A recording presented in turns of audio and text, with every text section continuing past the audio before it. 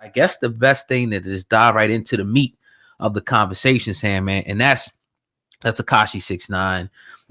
Everybody woke up today and they seen the video via DJ Academics. I don't know if the police, did it behind the back to him, but he had the video today. He uploaded it on his channel, gave some commentary to Tekashi 6ix9ine's kidnapping video. We heard some of and seen some of the footage this morning. But that and some new developments came out today. He's implicated two more rappers. One of those rappers being Jim Jones. Yeah, man. He was asked about Jim Jones' gang affiliation, and when the prosecution asked him, was Jim Jones a part of the 9 Trey blood set, Tekashi 6ix9ine came out and he said, yes, indeed, Jim Jones is. Sam, man, when you heard that, it just came out a few hours ago, what did you think? What was your initial thoughts when you heard that Tekashi 6ix9ine is now you telling everybody Trippie Redd, now Jim Jones? No one's safe. Goddamn, no one's safe in rap. If you had a conversation, clap this motherfucker up or anything, and he knew had a smell of anything you had going on outside of rap, he's telling on your ass this week. And wow, I asked you this, oh God, I was like, do you think even knowing he's about to snitch, knowing what's about to go down, is it going to change your perspective on him? Given the fact that we're now going to either see it, hear it, or a combination of both. And hearing it and seeing it now and just seeing the lengths that he's going to get the fuck up out of prison, a place that he did a lot of dirt to put himself in. Damn, everything else that happened, this kidnapping and all that. And we'll get into that. Yeah. But it is crazy. We get new things by the day. He's telling on everybody. And now it seems like this is leading up to him getting out. Yeah, the day the gavel gets dropped. It could be a couple of weeks. He could definitely be out. What do you feel about him now, though? I mean, seeing that, though, now we got to hear it, we got to see it, and we get to hear his testimony. And this kid is visibly, or audibly shaking. We can hear it. We can't see him, and we can, hear that his voice is trembly. He's very nervous. I think it came down to a point where he was mentioning one of the gang members, and he kind of hesitated a little bit. I mean, we all heard it. Do you have any sympathy for this kid? Was this kid in over his head? And should we be looking at this differently now because we see that gang was a tyrant to him, so-called? I lost all sympathy for 6ix9ine the last couple of days. I lost all sympathy, and here's why. Okay. Yeah, we all knew and we said right from the jump that this dude ain't what he's portraying to be. You could see it. You could hear it in his interviews. He's putting a situation into place to become or be a tolerant, be an annoyance, and to get views and get attention in a day and age where people are starting to see a wave where that's getting real good attention. He was great at it. Yeah. But it was at an expense of now multiple individuals, could have been potentially lives because he's putting hits out on different rappers and doing all kind of wild shit, raising the bar, dropping the bar based on what's going on. Playing a real dangerous game. Right. Meanwhile, you got your real family out here. A family that has nothing to do with this. You was out here bagging fucking groceries before they came up to you and said, do you want to do this? You said, yeah. And then you played the real game for real. Okay, so the second you signed up for the real game, all that other shit got thrown out the window because now you got to protect your family. Mm-hmm. We talked on the live stream. I brought up a situation on the live stream where there's been situations where I've seen witnesses get tore up, been straight civilians. It wasn't no real dudes in that building. It wasn't nothing. It was women and children. This is no joke. This is no game. Yeah. Right. So the fact that you got your mother, your father, your baby mom, your girl, your daughter, the main person out here running around because you wanted to play real games in a fake way, I can't have any sympathy for that as a father, man. I can't. Yeah, and all this comes down to his decision. He's trying to make it seem like these people, these gang members, so-called coerced him into, buying those bandanas and bringing him on the set of the video and making him forcing him to go in a gang. No, he made the decision to join this gang. He knew what he was doing at that particular moment.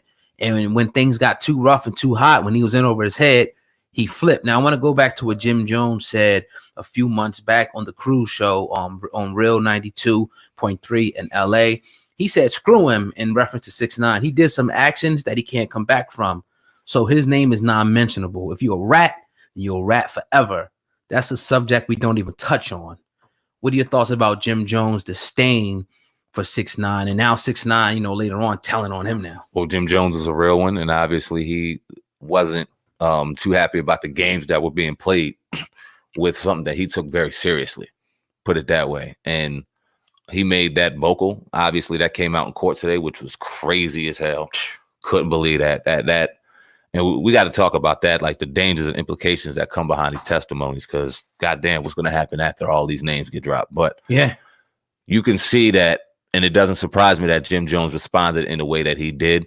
One thing that surprised me is, one, his name got dropped, because you might have heard whispers here and there, but he was one that never put it out there. And I thought that was very intelligent of him, not to be very vocal with anything he did outside of rap involving where he lived and anything he had going on, because this kind of attention was never kind of brought his way in a main stage that it is now. Mm-hmm. And it's like, I can only imagine what he's sitting back thinking. Like, I can only imagine.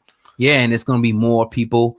Names are going to be brought up, obviously, in this. You got people from the West Coast. I'm not going to mention them, but they probably will be in the media the next couple of days. West Coast, people from Chicago that he's had things going back with. I think that those things will come up. Now, another interesting aspect of this is that we still have the defense.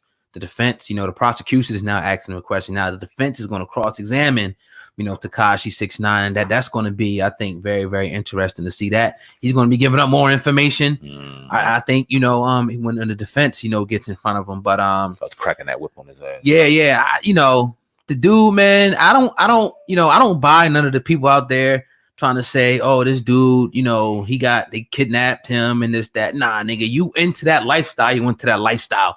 Death in prison, kidnapping, and everything else comes with that lifestyle. That's what you signed up for. Mm-hmm. You should have took it in, you know, upon your own hands to deal with that. You know what I'm saying? As opposed to running, you know, to the police. Now, the fact that he even went in, and we had a great live stream earlier with two of our real close dear brothers to us, and he said this statement. He said that 6ix9ine is safer on the street than he is in prison. How you feel about that statement? I'm not going to sit back and disagree with it, because I'm not the source that dropped it has far more knowledge than I do. So I'm going to respect the OG and his thoughts and his perspective on that and kind of go on that. I would think that based on just all the negativity that's coming around there and the real motherfuckers that are also outside, that it wouldn't be. But thinking about it, no, he doesn't have any danger from rappers and shit. No. Yeah, I say, man, I think it's real. Because you got to think about prison. One thing, it's a controlled environment, and you're pretty much at the mercy, not really even the COs, but the other prisoners. And there's going to be times where there's going to be interaction, no matter what.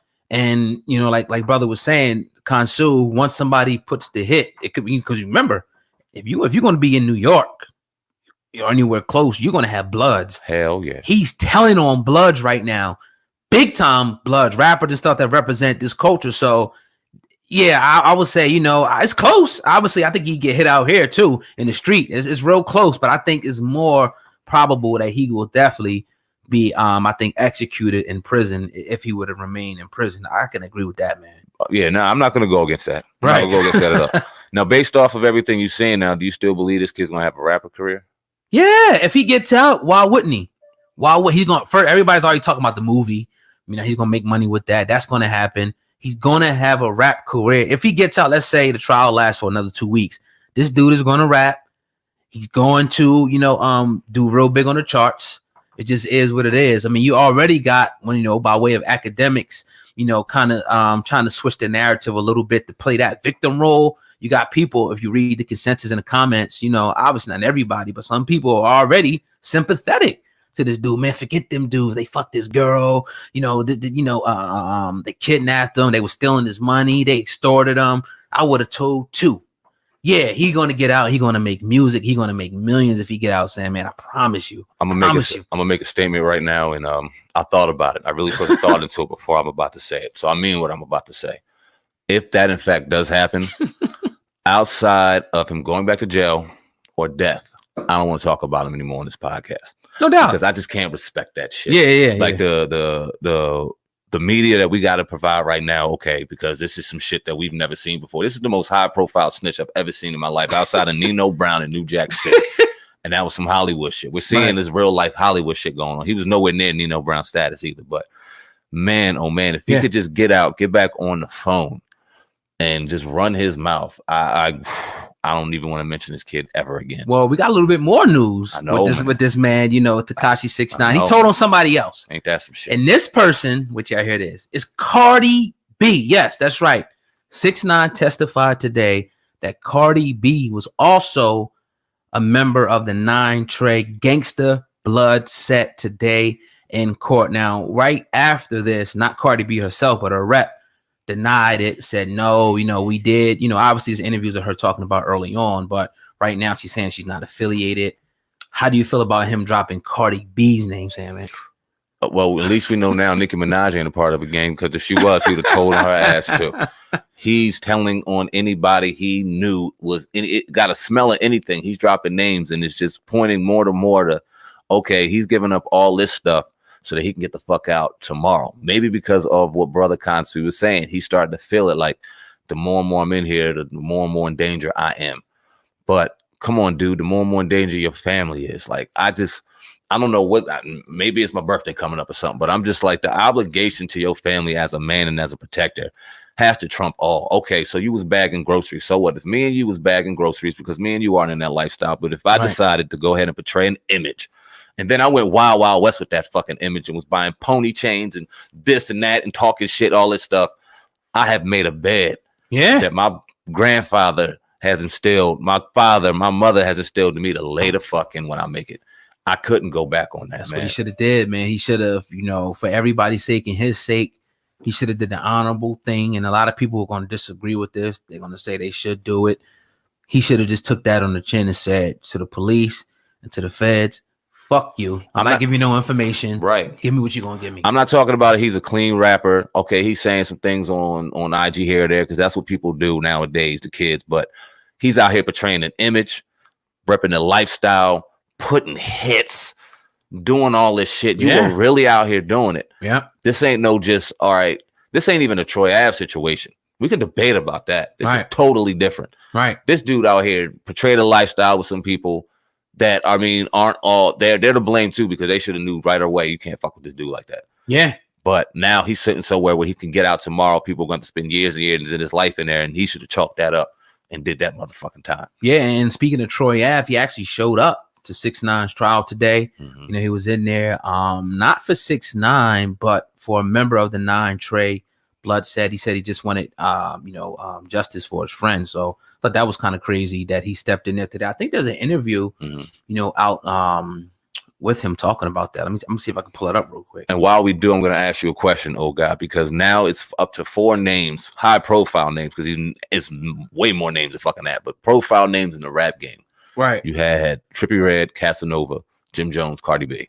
Right. What's the replication or the repercussion, behind these names being dropped in this hearing, this high profile hearing with feds involved? What's the repercussion and implication with the names involved behind him testifying today in your opinion, estimation? I would say the repercussions are, one, if they weren't already under investigation by the feds, that they will be, you know what I'm saying, under investigation by the feds, simply because, I mean, this is what the feds do. You know, that's what they're trying to do. They're trying to get people to flip. They're trying to tear down organizations. Now, if they can tie all of them in to that 9 Trey Blood set, they best believe Jim Jones, if you're watching, Cardi B, if you're watching, or somebody you know is watching, hopefully, you know, that lifestyle is behind you, because they're going to be watching you now. If they weren't already, probably already are. I would say 9 times out of 10 they are, but yeah, that's the implication of that. And he's just putting himself and his family in even more danger, because now you're pissing off more and more bloodlines of people right now, because people sitting back furious about this. I will be fucking like, what the fuck? And you see nobody saying shit really, except Cardi B's rep. You know what I mean? And that's the most telling thing. Yeah. Because they would be quick, and not necessarily Jim Jones, because he's a little older, but damn sure Trippie Redd. Yeah, would have been running his mouth, and it's been crickets. His lawyer probably got on him immediately, said, don't say a fucking word.